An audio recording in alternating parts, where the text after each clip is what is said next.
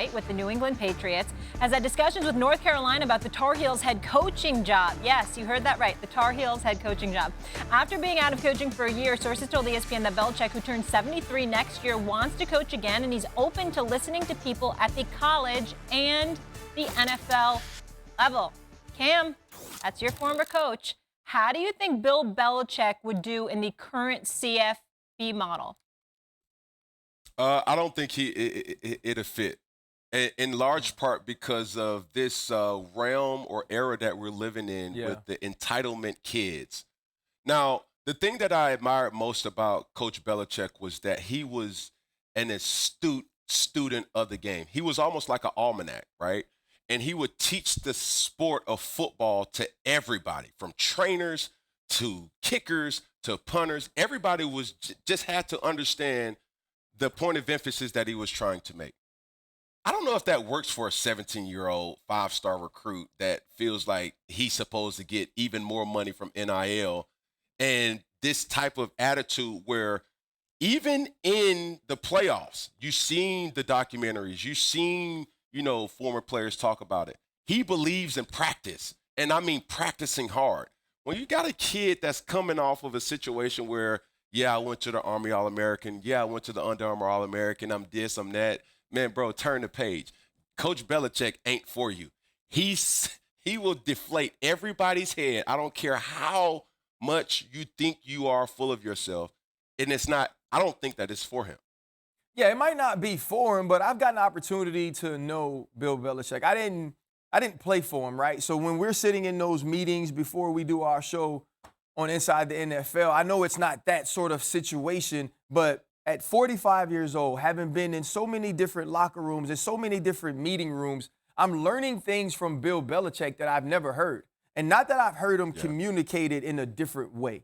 Right? It's that, so this is how you look at that from the micro level. Okay, now when you get down to the position room, how do you see it? And the conversations we're going back and forth on, I'm walking into the studio or I'm walking into stadiums on weekends like, okay, I see this differently now. And these were things that I felt like I knew. These were things I'd processed myself. And on the other side of that, when you watch Bill Belichick in a post-game press conference, it's like, I don't even want to be around that dude. Yeah. I don't want to play for that dude.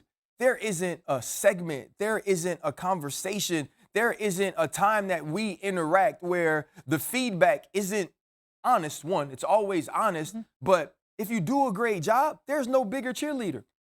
If he likes a guy, when he talks about the Rodney Harrisons and the Teddy Bruschies and the Richard Seymours and all those defensive guys, he couldn't be more positive about who they are to him as men.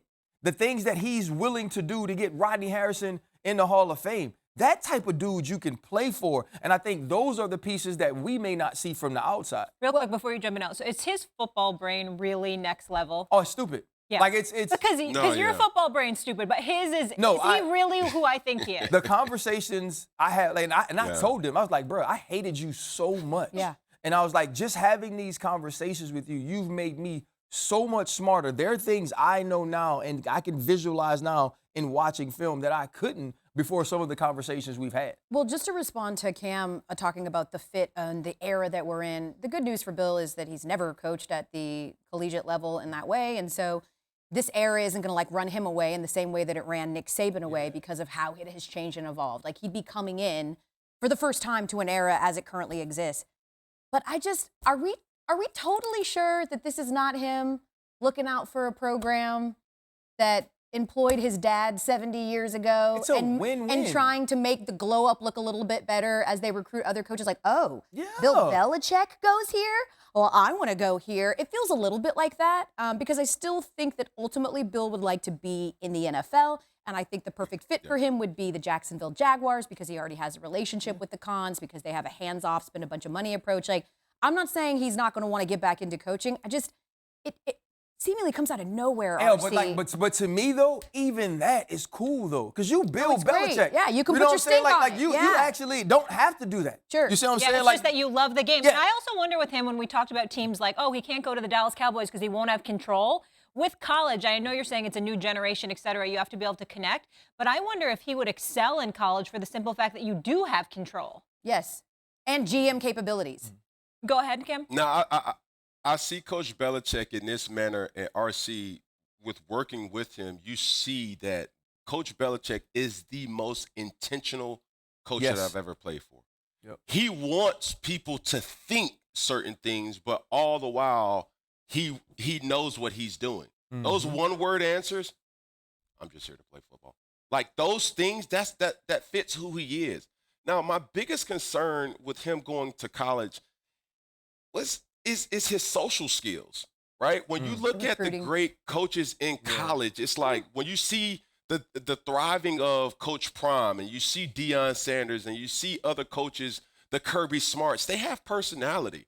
Like there was never a time like when I was in the locker room that, Belichick was ever the guy to come through and dancing and, that just wasn't who he was. I got to push back on that because RC kind of just spoke to that. And any former Patriot player I've been around have said, like, he's totally different when he's not in front of the cameras and that he has a great personality and he's funny and he's cool. And the other piece is this too, right? I talked to Pat Shurmur this week. I was at Colorado and I said, how much do you recruit? He's like, I just do the quarterbacks.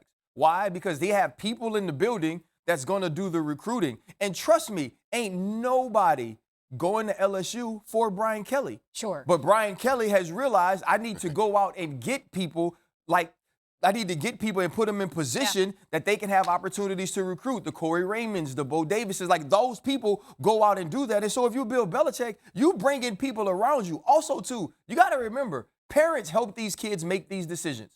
And when you get a chance and you're a parent, right, and you're one of these people that have watched the Patriots dynasty and Bill Belichick sits in your home and tells you he wants your child and starts to tell you the ways that he can help him develop as a man and a player, the parent is going to understand that and feel that. Yeah.